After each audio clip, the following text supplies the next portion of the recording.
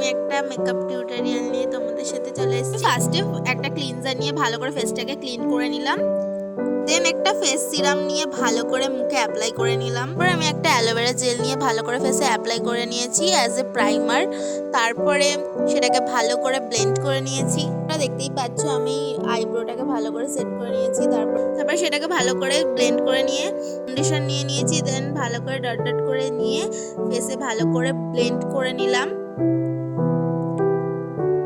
তারপরে একটা কনসিলার নিয়ে আমি অ্যাপ্লাই করছি। তোমরা দেখতে পাচ্ছ যে জায়গাগুলো আমার ব্ল্যাক স্পট আছে সেই জায়গাগুলোই হাইড করার জন্য। তারপরে আমি একটা কন্ট্রোল নিয়ে ভালো করে সেটাকে কন্ট্রোলিং করে নিয়েছি। তো আমার যে জায়গাগুলো একটু বেশি ফোলা ফোলা তো সেই জায়গাগুলো একটু ঠিক করার জন্য। তো তারপরে ভালো করে ব্লেন্ডও করে নিয়েছি আমি। তারপরে এখানে আমি একটা ক্রিম ব্লাশার অ্যাপ্লাই করেছি, সেটাকে ভালো করে ব্লেন্ড করে নিয়েছি বিউটি ব্লেন্ডারের সাহায্যে। তারপরে একটা লুজ পাউডারের সাহায্যে আমি মেকআপটাকে সেট করে নিলাম।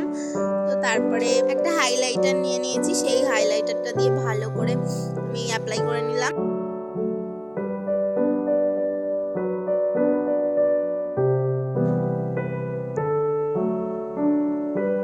তো এখানে আমি আই মেকআপটা আগে থেকেই করে নিয়েছি। তো দেন আমি মাস্কারাটা অ্যাপ্লাই করে নিলাম। তারপরে একটা লিপস্টিক দিয়ে ভালো করে লিপটাকে এঁকে নিলাম। তারপরে আমার ফাইনাল রেজাল্টটা দেখতেই পাচ্ছ। তো তারপর আমি একটা সেটিং স্প্রে দিয়ে মেকআপটাকে সেট করে নিয়েছি।